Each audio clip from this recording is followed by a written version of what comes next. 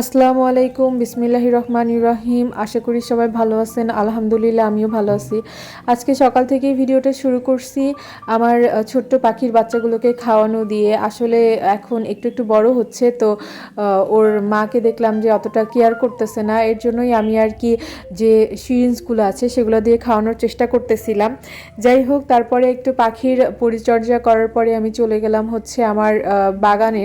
আজকে এত বেশি ব্যস্ত ছিলাম যে আমি তেমন কিছু ভিডিও করতে পারিনি, শুধু যা পারছি ততটুকুই করছি আর কি। সকাল থেকে যা যা কাজ করলাম, তো এই যে এই গাছগুলোকে সুন্দর করে আমি ছিকা করে এখানে ঝুলায় রাখছি।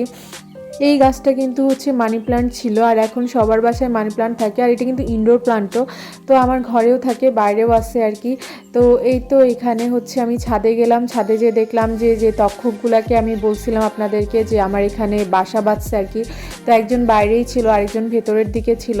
তো সেই সুযোগে একটু ভিডিও করে নিলাম, কারণ ভিডিও করতে গেলেই না ওরা ভেতরে চলে যায়, বাট যখন রোদ হয় তখন আর কি ওরা একটু বাইরে এসে রোদ পোহায়।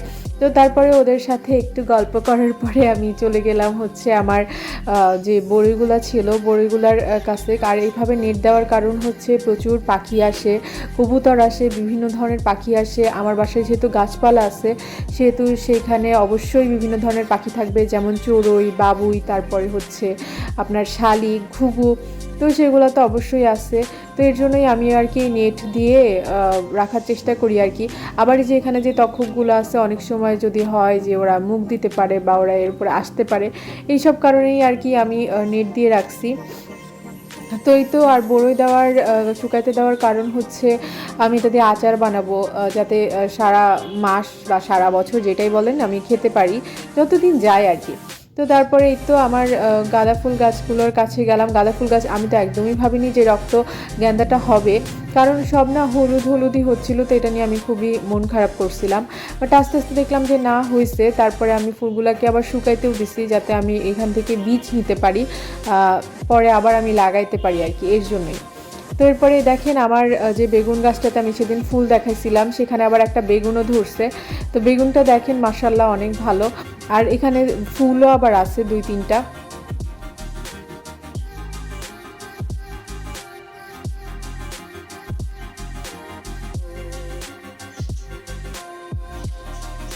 তো এই যে এখানে একটা কিউট মাছি বসেছিল, মাছিগুলার চোখগুলা না নীল নীল ছিল, মানে সবুজ ধরনের ছিল, ওর জন্য মনে হলো একটু ভিডিও করি।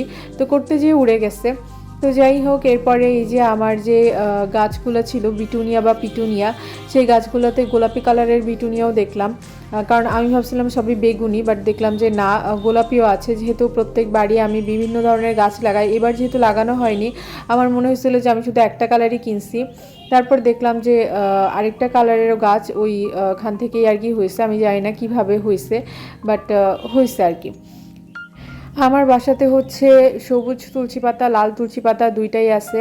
তো এই তুলসী পাতা একটা বাসাতে থাকা খুবই জরুরি। অনেক সময় ঠান্ডা, কাশি সব কিছুতেই আমরা তুলসী পাতা ব্যবহার করতে পারি। আবার অনেকে কিন্তু ব্রণের ক্ষেত্রেও তুলসী পাতাটা অনেক ইউজ করে, তুলসী পাতা, নিম পাতা। এই যে এখানে একটা সুন্দর ফুল ফুটছে, আমি যদিও ফুলটার নাম জানি না, আবার করিও আসছে অনেকগুলা। আমি আসলে আমার বাসায় বিভিন্ন ধরনের গাছ আছে, কিন্তু আমি না প্রত্যেকটা গাছের নাম জানি না, বা জানলেও অনেক সময় না মনে থাকে না। তো এই জিনিসটা আমার, এই প্রবলেমটা আমার আছে আর কি। এখানে এই যে আমার টবে টবের মধ্যে আমি কিন্তু তেলের টবে এখানে গাছগুলো লাগাইছি। তো এখানে এই যে প্রত্যেকটা অ্যালোভেরা গাছে দেখেন একটু সাদা সাদা চুন দেওয়া, কারণ হয় কি অনেক সময় এই অ্যালোভেরাগুলো কালো কালো বর্ণ ধারণ করে। তো সেই ক্ষেত্রে আমি ওই কালো দাগটা থেকে বাঁচানোর জন্যই আর কি চুনগুলো দিছি। তো এবার মনে হলো যে সেই কালো ভাবটা আসেনি তেমন। এখানে দেখেন যে একটা গাছের মধ্যে দিয়ে আবার অন্য একটা গাছ হয়েছে। এখানে প্রথমে ছিল একটা রঙ্গন গাছ, তারপরে এর মধ্যে দিয়ে আবার একটা নীলকণ্ঠ গাছও হয়েছে। তো দুইটা মিলাই দুইটা, মানে একটা গাছেই মনে হচ্ছিল দুইটা ফুল ফুটছে। এটা দেখতে অনেক ভালো লাগছিল। আর নীলকণ্ঠ ফুল আমার খুবই ভালো লাগে, ওটার যে সাদা আছে বা বেগুনি আছে, বাট আমার মনে হয় যে নীলটাই খুব ভালো লাগে।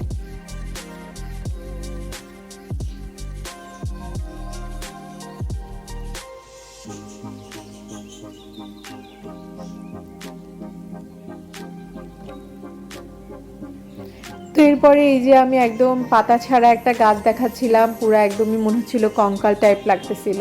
গাছের ডালের মধ্যে একটা ছোট্ট পাখি বসেছিল, আমি জানি না যে কতটা ক্যাপচার হয়েছে, বাট আমি চেষ্টা করতেছিলাম আপনাদের সাথে শেয়ার করার জন্য। তো যাই হোক, একটু খুঁজে নিয়ে পাখিটাকে এই আর কি। আর এইখানে পরে আমি নিচে চলে আসলাম, আমার এখানে একটা কচু গাছ ছিল, কচু গাছটা এত সুন্দর হয়েছে, চারদিক দিয়ে ছাড়াই গেছে। আর এইখানে এই যে নাম না জানা গাছ ছিল, এই গাছগুলো না ছোটোবেলায় আমার মনে আছে যে আমরা এগুলো দিয়ে চিপস বানাতাম, মানে যখন আমরা রান্নাবান্না খেলতাম আর কি, রান্নাবাটি, তখন আমরা এইগুলো দিয়ে চিপস বানাতাম। ওই যে কোকড়া কোকড়া চিপসগুলো থাকে পাস্তা টাইপের, সেগুলো করার চেষ্টা করতাম। আর এই যে এইগুলা দিয়ে আমরা মাছ বানাইতাম, তারপর চিকন চিকন যে গাছগুলো আছে ওগুলো দিয়ে নুডলস করার চেষ্টা করতাম। মানে ছোটোবেলায় আর কি থাকে না যে সবার একটা রান্নাবান্নার ক্ষেত্রে যেগুলো যেগুলো লাগে, মা চাচিদেরকে দেখতাম, তো সেগুলো দেখেই আর কি করার চেষ্টা করতাম। তো এই গাছগুলো আসলে আমার ছোটোবেলাকে অনেক বেশি মনে করায়, তাই ভালোই লাগে বিষয়টা। তারপরে এই যে এখানে একটা গাছ আছে, সেই গাছটার ফুল হচ্ছে, এগুলো সাধারণত বর্ষাকালে ফোটে, বাট ফুটলে খুবই সুন্দর লাগে। তো যাই হোক, আজকে এই পর্যন্তই। সবাই ভালো থাকবেন, আমার চ্যানেলটিকে সাবস্ক্রাইব করবেন। আল্লাহ হাফেজ।